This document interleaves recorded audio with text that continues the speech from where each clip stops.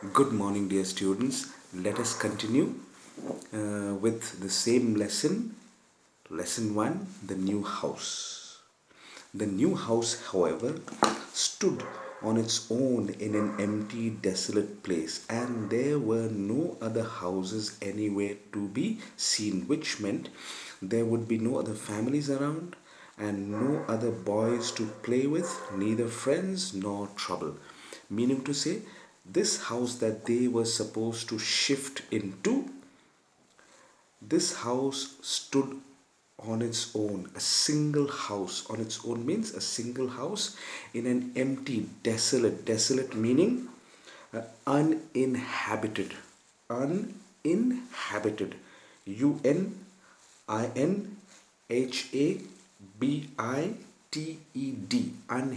Uninhabited. Uninhabited meaning not occupied by human beings in this context.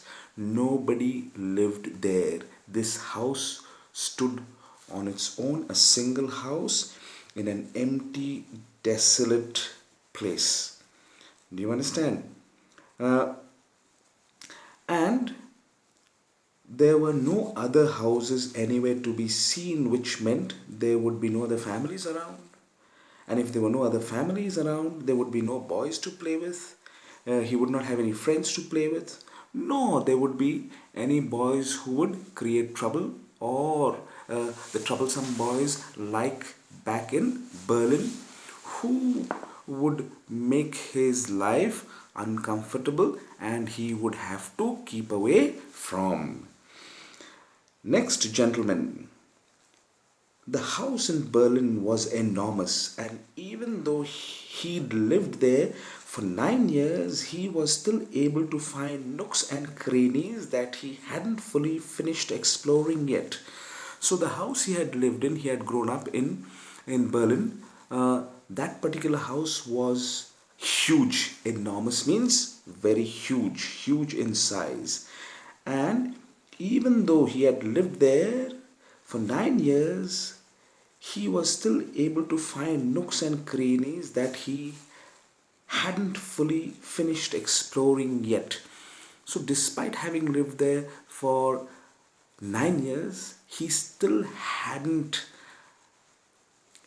ventured, examined, and fully known certain places in that house.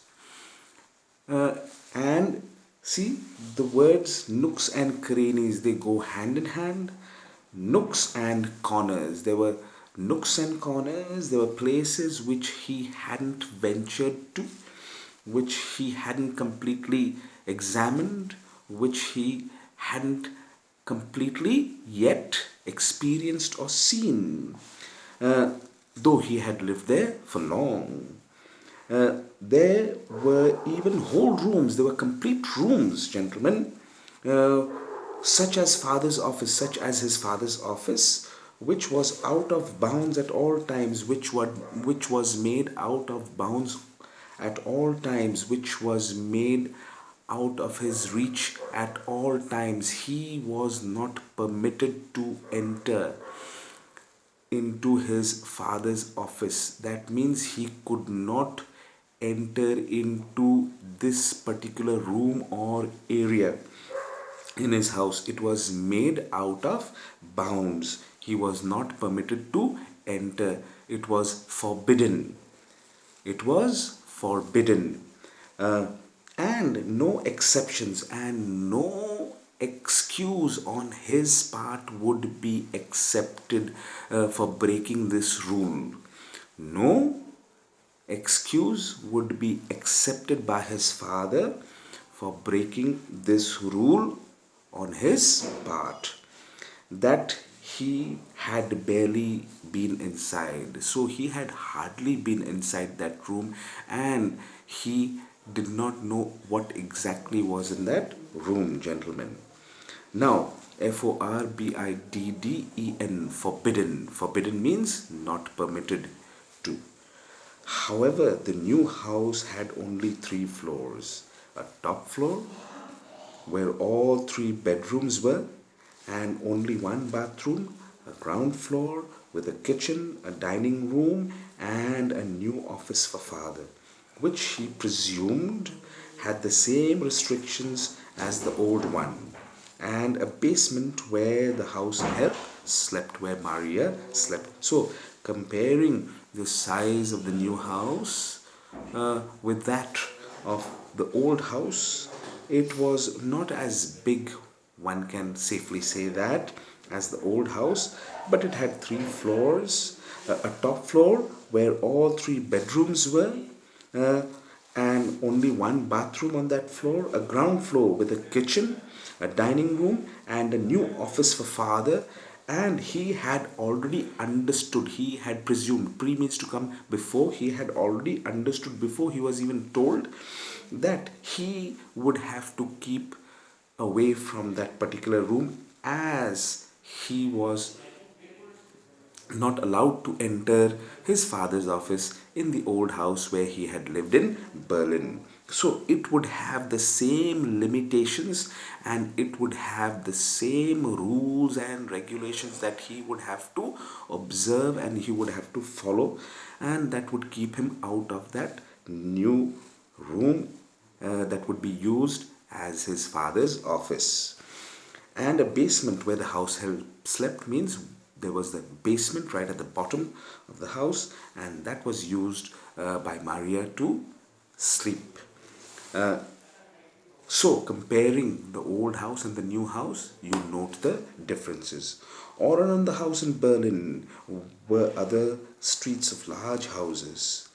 And when you walked towards the center of town, there were always people strolling along and stopping to chat with each other, or rushing around and saying they had no time to stop. Not today, not when they had 101 things to do. So, describing the atmosphere in Berlin, describing the atmosphere in Berlin where he had grown up, it seemed to be a busy place with people strolling along the streets. Strolling, underline the word strolling. Strolling means ambling, moving gently and slowly without any kind of hurry.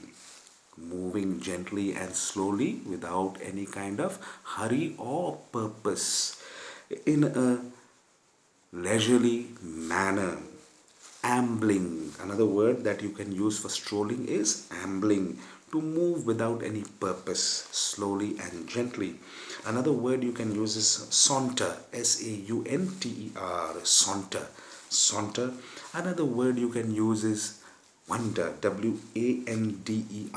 wonder, wander, to move slowly, gently, without being forced and without any particular purpose uh, along. So there were people on the streets and they would stroll, and sometimes they would stop to chat with each other, which meant they were friendly. They would share their lives, converse with each other, talk to each other.